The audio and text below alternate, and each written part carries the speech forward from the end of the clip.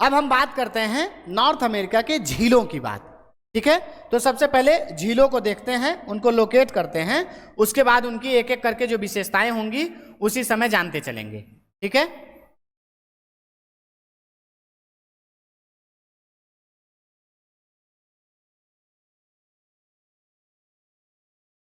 चलिए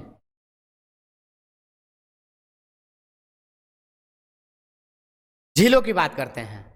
सबसे पहले आप कनाडा वाले क्षेत्र में आइए, तो सबसे ऊपर आपको मिल जाएगा यहां पर ग्रेट बियर लेक। ठीक है, सबसे ऊपर ग्रेट बियर लेक। ठीक है, Great Bear Lake. Great Bear Lake के नीचे आएंगे तो आपको मिलेगा Great Slave Lake. Great Slave Lake हो गया। ग्रेट स्लेव लेक के नीचे आएंगे तो लेक अथाबस्का मिलेगा आपको। ठीक है, लेक अथाबस्का के नीचे लेक रेनियर मिलेगा। लेक रेनियर के नीचे आएंगे तो लेक विनीपेग मिलेगा। ये 5 झील नॉर्थ टू साउथ क्रम में आपको देखना है। सबसे ऊपर ग्रेट बियर लेक, उसके नीचे ग्रेट स्लेव लेक, उसके नीचे लेक अथाबस्का, उसके नीचे रेनियर और फिर लेक विनीपेग। ये 5 लेक हैं। ठीक, इन 5 लेक्स की अगर आप बात करेंगे तो ये मीठे जल की झीलें हैं, फ्रेश वाटर लेक्स हैं, जो आइसबर्ग के पिघलने से बने हैं, है ना, आइस मेल्टिंग की वजह से बने हैं। आपने पढ़ा था कि प्लीस्टोसीन जो काल आया था उसमें हिमयुग आया था, आइस एज आया था। उसी आइस एज के दौरान ये नॉर्थ अमेरिका कनाडा का जो पूरा हिस्सा है ये बर्फ से ढक गया था। बाद में जब वो आइस एज खत्म हुआ तो उसके खत्म होने के बाद जो आइस थे वो पिघले और उन्हीं से इन लेक्स का निर्माण हुआ है, इसलिए फ्रेश वाटर की लेक्स हैं। क्रम ध्यान रखिएगा, ग्रेट बियर, फिर ग्रेट स्लेव, फिर अथाबस्का, फिर रेनियर और फिर विनीपेग। अब इन झीलों की अपनी एक एक विशेषताएं हैं जिनको आपको जान लेना है। तो सबसे पहले बात करते हैं ग्रेट बियर की। ग्रेट बियर लेक की बात करेंगे तो ग्रेट बियर लेक जो है ना, वहां से एक ऐसे करके लाइन आपको गुजर रही जो उसके बीच से होकर गुजर रहा होगा, और यह है 66.5 डिग्री की नॉर्थ लैटिट्यूड, यानी जिसको आप आर्कटिक सर्कल कहते हैं। तो 66.5 डिग्री की जो नॉर्थ लैटिट्यूड है वो गुजरती है ग्रेट बियर लेक के बीच से। ठीक है, तो ग्रेट बियर लेक से आर्कटिक वृत्त गुजरती है। उसके नीचे है great Slave Lake. Great Slave lake से अगर आप देखेंगे तो एक रिवर निकल रही है जिसका नाम है मैकेंजी रिवर, और ये मैकेंजी रिवर जाकर ब्यूफोर्ट सागर में गिरती है। ठीक है, मैकेंजी रिवर जाकर ब्यूफोर्ट सागर में गिर रही है। तो Great Slave Lake, Mackenzie River वहां से निकल रही है। और साथ ही साथ ग्रेट स्लेव लेक के तट पर अगर आप देखेंगे तो यहां पर इसके तट पर एक शहर है जिसका नाम है Yellowknife. Yellowknife Great Bear Lake की विशेषता हो गई। आपको ध्यान रखना आर्कटिक सर्कल से होकर गुजर रहा है। दूसरी चीज, ग्रेट स्लेव लेक पर आइए। तो ग्रेट स्लेव लेक से एक रिवर निकल रही जो कि है मैकेंजी, वो आपने देख लिया। मैकेंजी रिवर ग्रेट स्लेव से निकल के ब्यूफोर्ट सागर में जाकर गिर रही है। ठीक, ग्रेट स्लेव लेक के तट पर अगर आप देखेंगे तो एक शहर मिलेगा yellow knife. Yellow knife north west territory जो स्टेट है उसकी राजधानी है। और इस येलो नाइफ के पास में ही अगर आप देखेंगे तो एक येलो स्टोन नेशनल पार्क मिलेगा आपको। ठीक है, तो ग्रेट स्लेव लेक के पास में ही येलो स्टोन नेशनल पार्क मिलेगा। आप लोकेट करिएगा अपने एटलस में। येलो स्टोन नेशनल पार्क जो है उसको कहा जाता है old faithful geyser. Faithful geyser. ठीक, तो येलो नाइफ के पास येलो स्टोन नेशनल पार्क है जो जाना जाता है ओल्ड फेथफुल गीजर के नाम से। अब गीजर का मतलब क्या होता है? गीजर एक ऐसी संरचना होती है जिससे गर्म पानी निकलता है, आप नहाने के लिए यूज करते हैं। वैसे ही अगर धरातल के अंदर कहीं पर कोई वोल्केनो का क्षेत्र हो तो उसके पास में जो पानी होगा वो गर्म होगा, और वो पानी अगर लगातार बाहर निकल रहा हो तो उसको गीजर कहा जाता है। तो येलो स्टोन नेशनल पार्क जो है वहां पर ऐसे ही गीजर पाए जाते हैं, इसीलिए इसको ओल्ड फेथफुल गीजर के नाम से जाना जाता है। ये हो गई ग्रेट स्लेव लेक की विशेषता। ग्रेट स्लेव लेक के नीचे आएंगे तो आपका मिलेगा लेक अथाबस्का। लेक अथाबस्का की बात करेंगे तो लेक अथाबस्का यूरेनियम उत्पादन के लिए फेमस है। आप देखेंगे यूरेनियम के उत्पादन में कनाडा का स्थान टॉप 3 कंट्रीज में हमेशा रहता है। तो कनाडा में जो यूरेनियम मिलता है वो यहीं लेक अथाबस्का के पास ही मिलता है। वहां पर अगर आप देखेंगे एक सिटी होगी पोर्ट रेडियम करके, है ना, या यूरेनियम सिटी करके, तो वो पूरा का पूरा क्षेत्र यूरेनियम के लिए ही फेमस है। तो लेक अथाबस्का यूरेनियम उत्पादन के लिए फेमस है। ठीक है, लेक अथाबस्का के बाद माउंट रेनियर है, लेक रेनियर है, और लेक रेनियर के नीचे लेक विनिपेग है। विनिपेग झील की बात करें तो ये दुनिया की सबसे बड़ी गेहूं की मंडी है। वर्ल्ड बिगेस्ट व्हीट मार्केट है विनिपेग। चूंकि विनिपेग लेक के नीचे अगर आप देखेंगे तो ये पूरा का पूरा जो क्षेत्र है ना, ये घास के मैदान का है जिसको प्रेयरी कहा जाता है।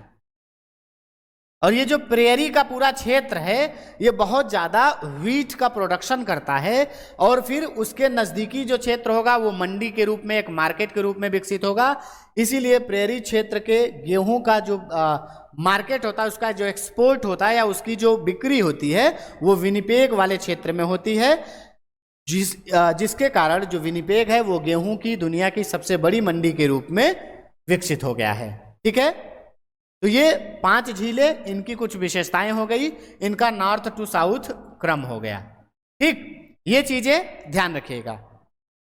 इसके बाद इसी झीलों के क्षेत्र, इनके बाद अगर आप कुछ और झीलों को देखेंगे इसी नॉर्थ अमेरिका में, तो आपको दिखेंगी ग्रेट लेक्स, महान झीलों का क्षेत्र। ठीक है, तो महान झीलों का क्षेत्र हम आपको दिखाते हैं।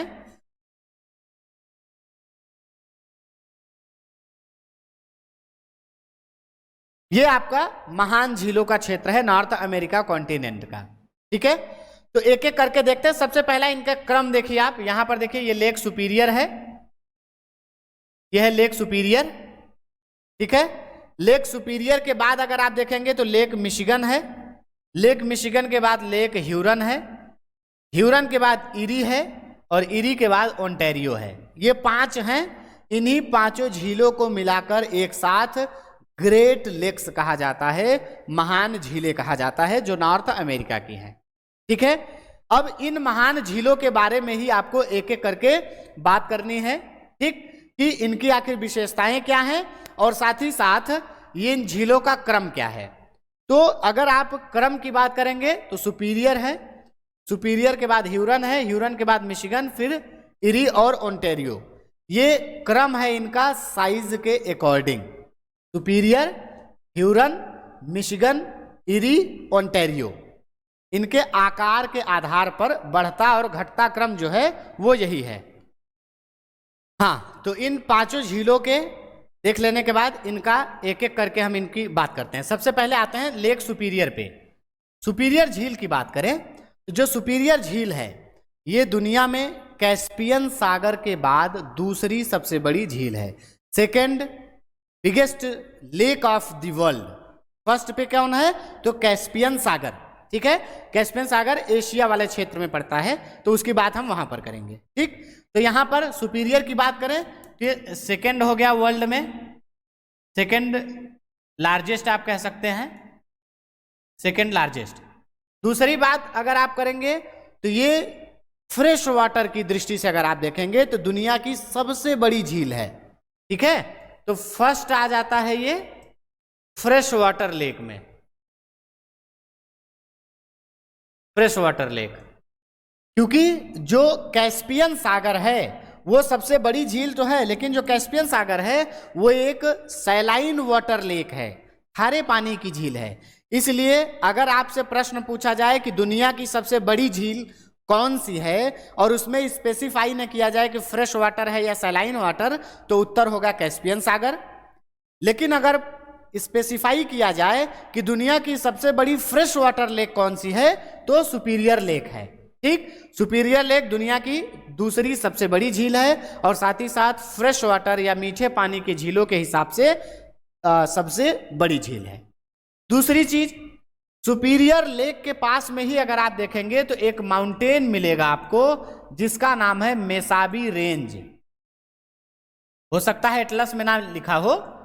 तो सुपीरियर झील के पास का ही जो क्षेत्र है उसको सुपीरियर हाईलैंड कहा जाता है। और सुपीरियर हाईलैंड इसलिए कहा जाता है क्योंकि वहीं पर मेसाबी रेंज स्थित है। और ये जो मेसाबी रेंज है ये आयरन के उत्पादन के लिए, आयरन ओर प्रोडक्शन के लिए बहुत ज्यादा फेमस है। लोहे का उत्पादन होता है, ठीक। तो सुपीरियर हाईलैंड लोहा उत्पादन के लिए बहुत ज्यादा फेमस है।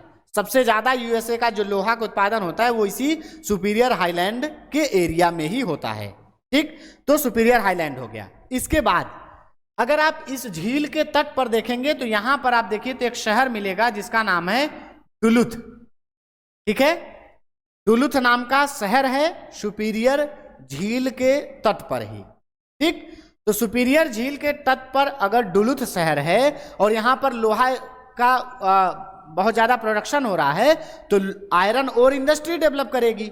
वो आयरन ओर इंडस्ट्री कहां पर डेवलप की है? तो डुलुथ में। तो डुलुथ किस लिए फेमस हो गया? आयरन ओर इंडस्ट्री के लिए।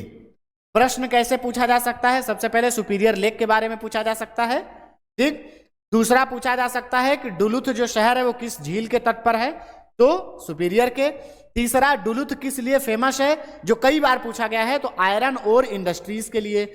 क्यों? क्योंकि मेसाबी रेंज है और मेसाबी रेंज में आयरन ओर मिल रहा है, इसलिए आयरन ओर इंडस्ट्रीज का डेवलपमेंट यहां पर बहुत ज्यादा हुआ है, ठीक है। तीसरी बात, यहां पर है लेक सुपीरियर, यहां पर है लेक ह्यूरन, ठीक। तो लेक सुपीरियर और लेक ह्यूरन को आपस में जोड़ते हुए एक नहर बनाया गया है और उस नहर को कहा जाता है सू कैनाल, सू नहर, ठीक है। तो सू नहर बेसिकली लेक सुपीरियर को लेक ह्यूरन से जोड़ती है, ठीक है। लेक सुपीरियर को लेक ह्यूरन से जोड़ती है सू कैनाल। क्यों बनाया गया है? क्योंकि आयरन ओर इंडस्ट्री है, तो आयरन ओर इंडस्ट्री से इसको यहां से अलग अलग क्षेत्रों में पहुंचाना भी होगा और उसके लिए वाटरवे बहुत अच्छा तरीका हो सकता था जिससे आसानी से ट्रेड हो सकेगा, आसानी से चीजों का एक जगह से दूसरी जगह तक ट्रांसपोर्टेशन किया जा सकेगा। इसलिए सुपीरियर को ह्यूरन से जोड़ते हुए एक नहर बना दिया गया। अब जब आप इसका ट्रांसपोर्टेशन करेंगे तो कुछ बंदरगाह की जरूरत पड़ेगी, इसलिए आप देखिए तो साल्ट स्टे मैरी नाम का एक बंदरगाह स्थित है इसी सुपीरियर और ह्यूरन के बीच में, सुपीरियर के कोस्ट के पास में, ठीक। तो साल्ट स्टे मैरी एक बंदरगाह है जो सू कैनाल पर स्थित है, जो कि सुपीरियर झील को ह्यूरन झील से कनेक्ट करती है। इतना क्लियर है? आगे चले। आगे दूसरी जो लेक है उसकी बात करते हैं जो कि है मिशिगन, ठीक है। मिशिगन लेक की सबसे पहली विशेषता यह है कि ये एकमात्र इस महान झीलों की जो 5 झीलें हैं उनमें एकमात्र ऐसी झील है जो केवल यूएसए में स्थित है, पूरी तरीके से यूएसए में है। बाकी ये चारों सुपीरियर, ह्यूरन, इरी और ओंटारियो, ये चारों के चारों यूएसए और कनाडा के बॉर्डर पर स्थित हैं, ठीक है। तो मिशिगन झील की पहली विशेषता कि ये पूरी तरीके से यूएसए यानी अमेरिका में स्थित है, यूनाइटेड स्टेट्स ऑफ अमेरिका में स्थित है, ठीक है। दूसरी विशेषता की अगर आप बात करें मिशिगन झील के, तो इसके तट पर आपको 2 शहर दिखेंगे। एक शहर का नाम है मिलवाकी और एक शहर का नाम है शिकागो, ठीक है। तो एक शहर मिलवाकी और एक शहर हो गया शिकागो, ठीक। दोनों शहर दिख गए। आपको वीडियो पॉज करना है, इन दोनों शहरों को देखना है, ठीक है। तो लेक मिशिगन हो गया, मिशिगन के तट पे मिलवाकी हो गया, शिकागो हो गया और इन्हीं के पास में एक और छोटा सा शहर आपको दिख जाएगा गैरी। ये 3 शहर हैं, गैरी, शिकागो और मिलवाकी, ठीक। अब अगर हम इनकी कुछ विशेषताओं को देखें तो जो गैरी और मिलवाकी का क्षेत्र है ये दोनों के दोनों क्षेत्र बेसिकली फेमस हैं आपका कह लीजिए कि लौह इस्पात और भारी इंजीनियरिंग, हैवी इंजीनियरिंग इंडस्ट्रीज के लिए। क्यों फेमस है? क्योंकि मिशिगन लेक के दोनों तरफ अगर आप देखेंगे, यहाँ मेसाबी रेंज का हिस्सा है, यहाँ से आयरन ओर आसानी से मिल रहा है। मिशिगन लेक के ईस्ट वाले क्षेत्र में अगर आप देखेंगे तो आपको एक जगह मिलेगा जिसका नाम है पेंसिल्वानिया। पेंसिल्वानिया। तो ईस्ट में जो अपलेशियन माउंटेन का क्षेत्र आपने देखा था, उस अपलेशियन माउंटेन के क्षेत्र से यहां पर देखिए, ये है पेंसिल्वानिया मैप में, ठीक है, ये पेंसिल्वानिया है। इस पेंसिल्वानिया क्षेत्र में आप देखेंगे तो बहुत ज्यादा मात्रा में एंथ्रासाइट कोयला मिल रहा है। तो इस क्षेत्र से कोयला, इस क्षेत्र से लोहा, इसलिए इस पूरे बीच के क्षेत्र में आयरन और इंडस्ट्रीज, हैवी इंजीनियरिंग इंडस्ट्रीज का विकास हुआ। यहाँ पर जो मिलावाकी है, गैरी है, शिकागो, इन सब पे इन दोनों का विकास बहुत ज्यादा हुआ है। साथ ही साथ इसके क्षेत्र में जो इन दोनों सुपीरियर और मिशिगन लेक के बीच का एरिया है, वो घास का मैदान है जिसको प्रेयरी कहा जाता है। ये प्रेयरी ग्रासलैंड जो है वो एक तो गेहूं के उत्पादन के लिए बहुत ज्यादा फेमस है, ठीक है, गेहूं का उत्पादन कर रहे हैं। गेहूं उत्पादन के साथ साथ जहां पर गेहूं का प्रोडक्शन नहीं हो रहा है वहां पर पशुपालन होगा, और पशुपालन होने की वजह से फूड प्रोसेसिंग इंडस्ट्रीज या डेयरी इंडस्ट्रीज का बहुत ज्यादा विकास हुआ है, ठीक। तो सुपीरियर और मिशिगन लेक के बीच का पूरा क्षेत्र अगर आप देखेंगे तो डेयरी इंडस्ट्रीज के लिए फेमस है, साथ ही साथ फूड प्रोसेसिंग इंडस्ट्रीज के लिए भी फेमस है। अब जब पशुपालन हो रहा है तो मांस का भी अपने आप में विकास हो जाएगा, इसीलिए मांस प्रोसेसिंग के लिए, है ना, इसके लिए भी फेमस है। और शिकागो की बात करेंगे तो शिकागो दुनिया में रेड मीट का निर्यात करने वाला, एक्सपोर्ट ऑफ रेड मीट में एक बहुत बड़ा रोल प्ले करता है, ठीक है। इसके अलावा ये पूरा क्षेत्र एग्रीकल्चर के लिए फेमस है। सुपीरियर वाला क्षेत्र, प्रेरी घास का क्षेत्र, एग्रीकल्चर के लिए बहुत सारे इंस्ट्रूमेंट की जरूरत होती है, और वो सारे इंस्ट्रूमेंट इस शिकागो से मिलावाकी के क्षेत्र में डेवलप होते हैं, इन्हीं पर उनकी फैक्ट्रीज हैं। इसीलिए शिकागो से मिलावाकी तक का जो पूरा क्षेत्र है वो एग्रीकल्चर इम्प्लीमेंटेशन बेल्ट के नाम से जाना जाता है, ठीक है। तो एग्रीकल्चर इम्प्लीमेंटेशन बेल्ट के नाम से मिलावाकी से शिकागो तक का क्षेत्र जाना जाता है, ठीक है, क्योंकि एग्रीकल्चर से रिलेटेड जो भी इंस्ट्रूमेंट होते हैं उनका बहुत बड़ी मात्रा में निर्माण इन्हीं क्षेत्रों में होता है, ठीक। अब अगर हम बात करें शिकागो की, केवल शिकागो की अगर हम बात करें, यह है आपका शिकागो। शिकागो की अगर हम बात करें तो शिकागो की कुछ विशेषताओं को अगर हम देखें तो आप देखेंगे शिकागो जो है वो अमेरिका का परिवहन फोकस कहलाता है, ट्रेड फोकस ऑफ या ट्रांसपोर्ट फोकस ऑफ अमेरिका। क्यों? क्योंकि अमेरिका जो ये जो शिकागो शहर है वो जंक्शन है, जितने भी रेलवे लाइंस गुजरते हैं या जितने भी रोड्स गुजरते हैं जो मुख्य हैं वो सब इस शिकागो से होकर गुजरते हैं, इसीलिए इसको परिवहन फोकस ऑफ यूएसए कहा जाता है, ठीक है।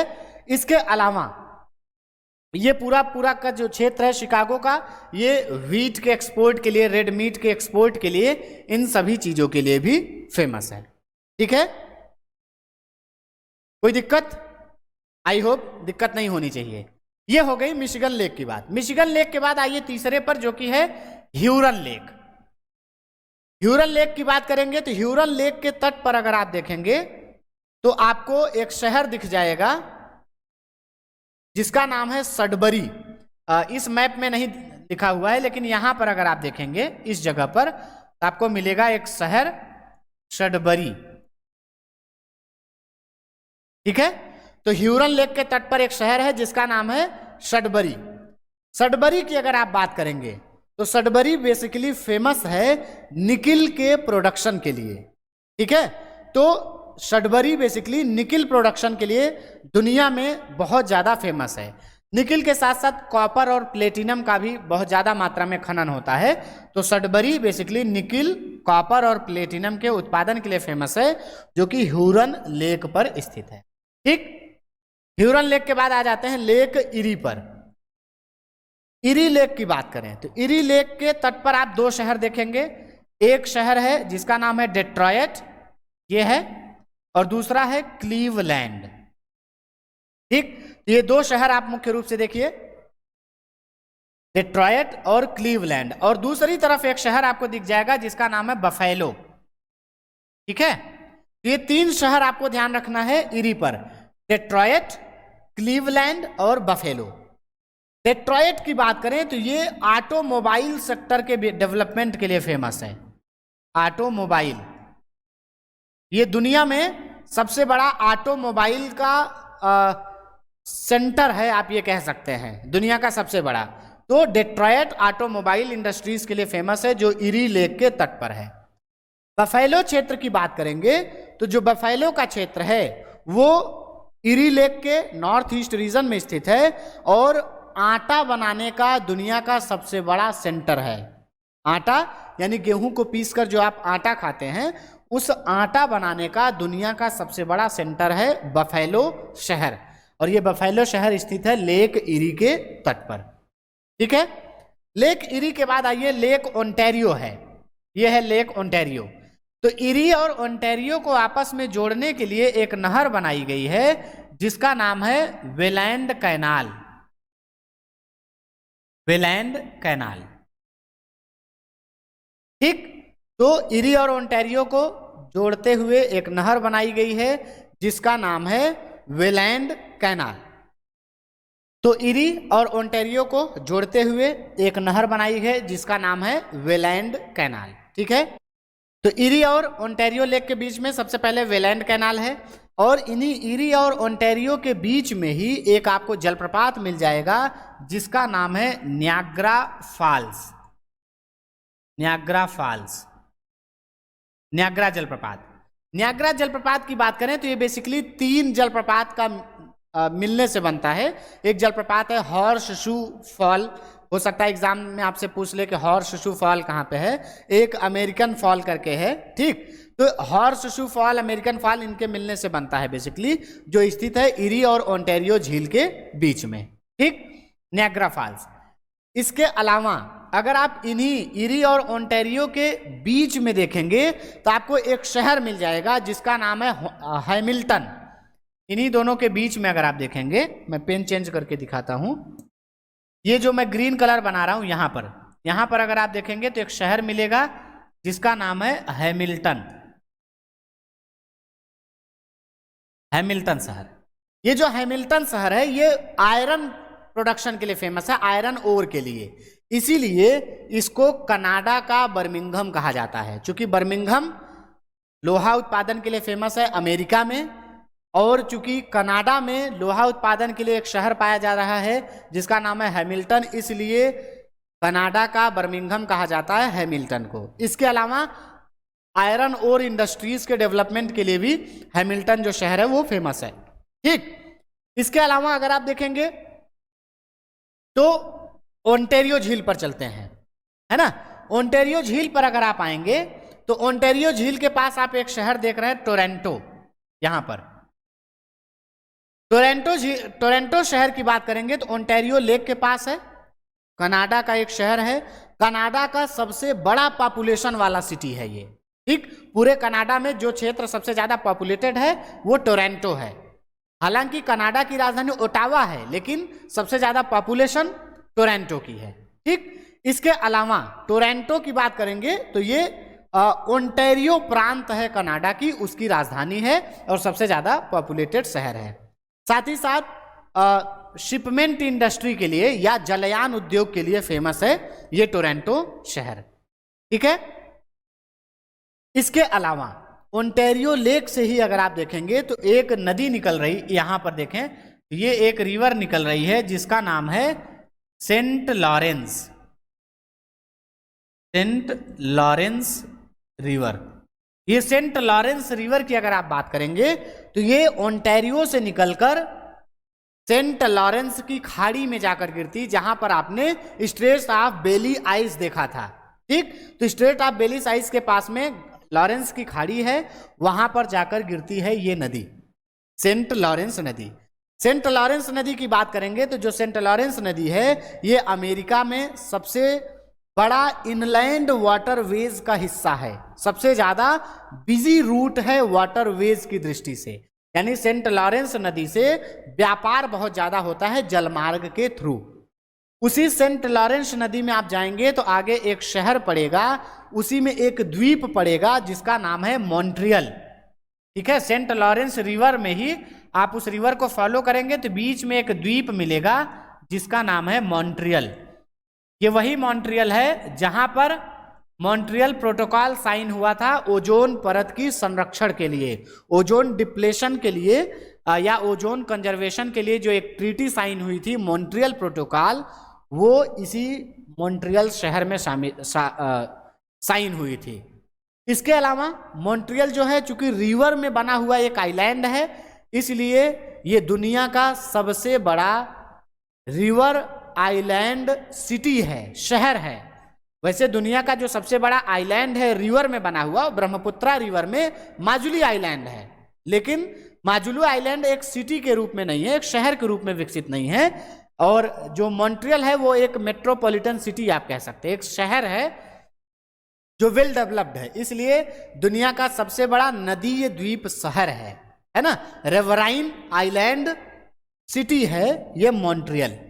ठीक है, तो ये विशेषताएं हो गई इनके झीलों की, जो कि नॉर्थ अमेरिका की ग्रेट लेक्स हैं। इसके अलावा अगर आप देखेंगे हैमिल्टन जो ओंटेरियो है, ओंटेरियो के तट पर ही आपको यहां पर एक शहर मिल जाएगा, यहां पर, जिसका नाम है किंगस्टन। किंगस्टन जो लोकोमोटिव इंजन के लिए फेमस है ना, तो ये ओंटारियो लेक के पास में है किंगस्टन। ये 5 झीलें हो गई, इन 5 झीलों की विशेषताएं, इनके तट पर अवस्थित शहर। क्लियर है? यहां तक किसी को कोई समस्या आई होप होनी नहीं चाहिए। हमने क्या क्या देख लिया? नॉर्थ अमेरिका के माउंटेन्स देख लिया, प्लेटोज देख लिया और झीलों को देख लिया। अब झीलों के क्रम में 1-2 झीलें आपको और जाननी है। हम सबसे पहले उन 1-2 झीलों को और आपको दिखा देते हैं। चलिए एक बार आपको मैं फिर से पूरी झीलें इस मैप में दिखा देता हूं। हमने शुरू किया था ग्रेट बियर लेक, उसके बाद आपका ग्रेट स्लेव लेक, अथाबस्का, रेनियर और विनीपेग, ये हो गया। यहां पर अगर आप देखें तो ये 5 झीलें, ये सुपीरियर हो गया, मिशिगन हो गया, ह्यूरन हो गया, इरी हो गया और ओंटारियो हो गया। ठीक, तो ये आपका नॉर्थ टू साउथ क्रम है। इस क्रम को ध्यान में रखिएगा। और साथ ही साथ इन जो ग्रेट लेक्स हैं उसमें कौन कौन सी आती हैं, तो superior, Michigan, Hurun, eri, Ontario. ठीक, इनका ये वेस्ट टू ईस्ट क्रम है। सुपीरियर है, फिर मिशिगन है, फिर ह्यूरन, फिर इरी, फिर ओंटारियो। लेकिन अगर पूछा जाए साइज के अकॉर्डिंग लगाइए तो सुपीरियर है, फिर ह्यूरन है, तब मिशिगन, फिर इरियो, फिर ओंटारियो। यानी सबसे बड़ी इनमें सुपीरियर है और सबसे छोटी ओंटारियो है। इतनी लेक्स के बाद एक और लेक आपको जानना है, जो कि है यहां पर आप देखेंगे ग्रेट बेसिन वाले क्षेत्र में, इस वाले क्षेत्र में यहां पर मिल जाएगा great salt lake. Great salt lake basically पहले एक लेक मीड करके फ्रेश वाटर लेक हुआ करती थी, लेकिन अब चूंकि इस पूरे क्षेत्र में डेजर्टिफिकेशन हो गया है, इसलिए लेक मीड का जो बचा हुआ भाग है वही ग्रेट साल्ट लेक के रूप में मिलता है, और वो एक सैलाइन वाटर की लेक है। तो ग्रेट साल्ट लेक एक सैलाइन वाटर लेक है जो अमेरिका के ग्रेट बेसिन क्षेत्र में स्थित है या ऊटा प्रांत में स्थित है। इसी ग्रेट साल्ट लेक के तट पर आपको मिल जाएगा एक शहर जिसका नाम है ग्रेट साल्ट लेक सिटी, है ना, ग्रेट साल्ट लेक सिटी। ये ऊटा प्रांत की राजधानी है जो इसी ग्रेट साल्ट लेक के तट पर स्थित है। ये हो गई पूरी झीलें और उनके बारे में जो जानकारी आपसे एग्जाम में पूछी जा सकती है उसकी बात। ठीक है, तो आज हमने नॉर्थ अमेरिका के सारे स्टेट्स देख लिए, सारे माउंटेन्स देख लिए, सारे प्लेटोज देख लिए और सारी झीलें देख ली, और झीलों के साथ साथ हमने उस पर अवस्थित जो मुख्य मुख्य शहर हैं उनकी बात कर ली। अब हमें नॉर्थ अमेरिका के कुछ मुख्य नदियों को देखना है और उसके अलावा कुछ शहरों को देखना है। तो जब हम नदियां देखेंगे तो नदियों के तट पर ही जो शहर स्थित है उन्हीं के जो क्षेत्र में उनको शहर भी देख लेंगे। ठीक है, तो आज के सेशन को हम यहीं पर रोकेंगे। कल हम बात करेंगे नॉर्थ अमेरिका के जो शहर हैं और जो नदियां हैं उनकी, और उसके बाद हम बात करेंगे साउथ अमेरिका कॉन्टिनेंट की। ठीक है, तो इन चीजों को मैप में क्रम में जैसे मैंने बताया वैसे ही रिवाइज करिए, एटलस में ढंग से देखिए और चीज़ों को नोट करते रहिए। मिलते हैं अगले सेशन में, तब तक रिवाइज करिए। धन्यवाद।